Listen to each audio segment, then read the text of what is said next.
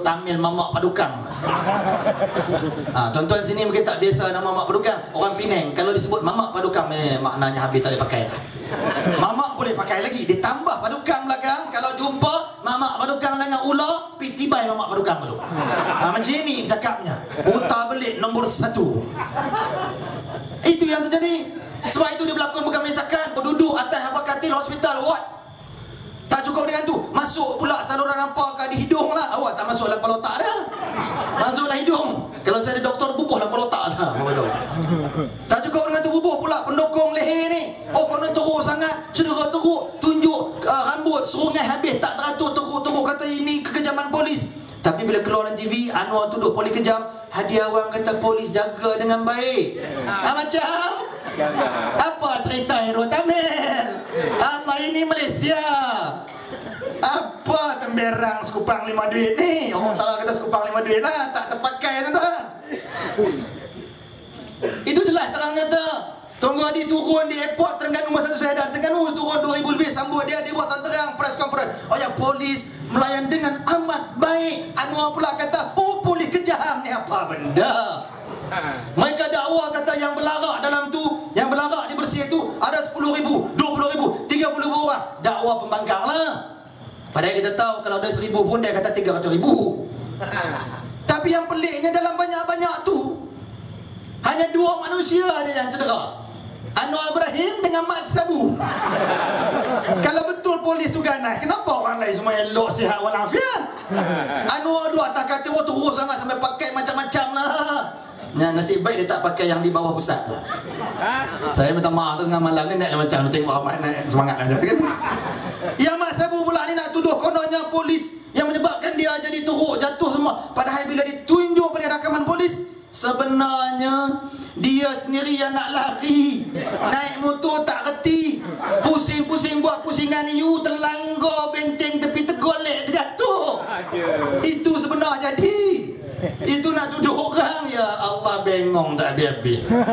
Itu saja level timbalan Presiden PAH. Ya Allah, lekeh benar PAH. Timbalan Presiden tak reti nak mikir. Allah. Anwar nak jadikan alasan dia luka lah, nak delay mahkamah supaya tak boleh pergi mahkamah, nak ambil MC, medical leave. Tak sihat, bubuh pendokong leher, luka. Contoh nak tahu luka sebab apa? Sebab itu Anwar sampai saat ini dia tak aksiden nyamuk. Hebat orang bacuk. Nyamuk mana nyamuk bacuk, insyaAllah.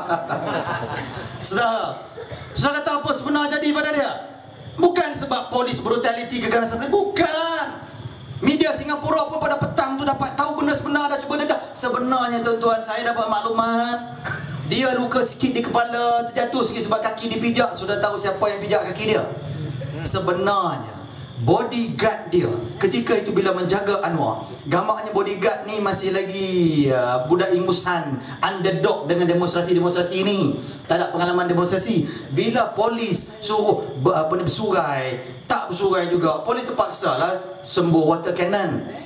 Alah, air je biasa. Saya dulu lalu air tu kena water cannon biasa, kena tear gas biasa. Ini kalau air pun penakut, pejuang apa?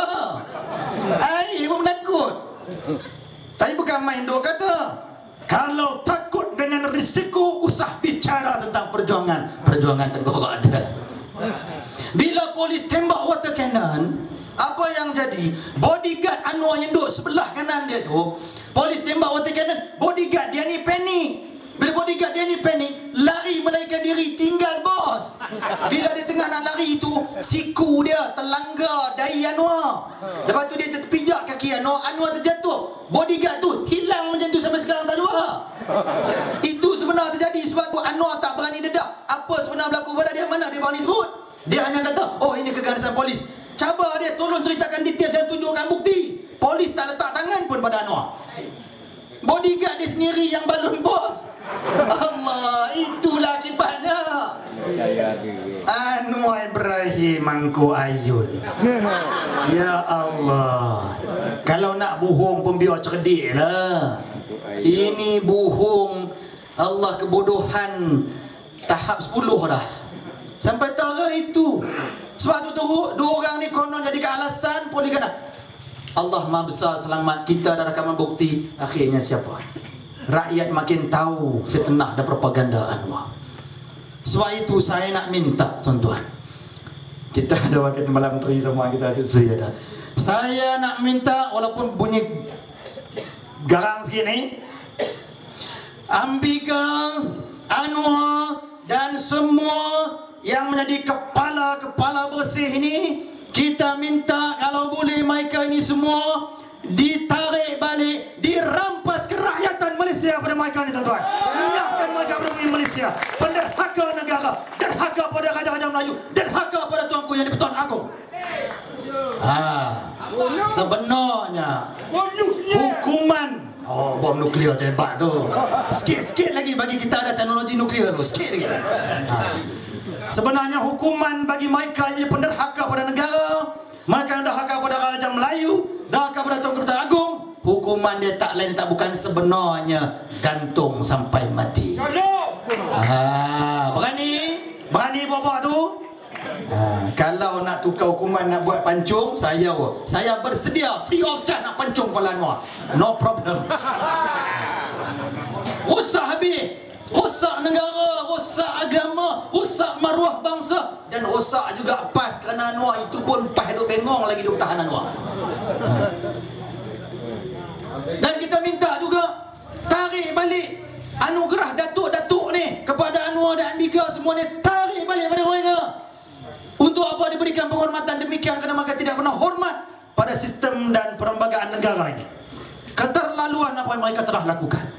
Saya pada hari itu saya cukup marah bila dengar sebelah pagi, petang tu nak buat perarakan, pukul 2 petang sebelum mula popok ni bersih ni, yang tak apa bersih pun. Pagi itu saya dengar ada ketua pemuda PAS, bukan main lagi menyalak. Dia Kuala Lumpur, apa yang dia kata? Oh, dia buat seruan, dia kata seruan pada semua yang datang popok PAS dan PKR. Dia kata mari kita lancarkan jihad. Amboi jihad. Nak jihad apa ni? Pahal kedak tu, istilah jihad tu pahal kedak. Jangan mudah-mudah nak mainkan kalimah-kalimah Islam yang cukup mulia.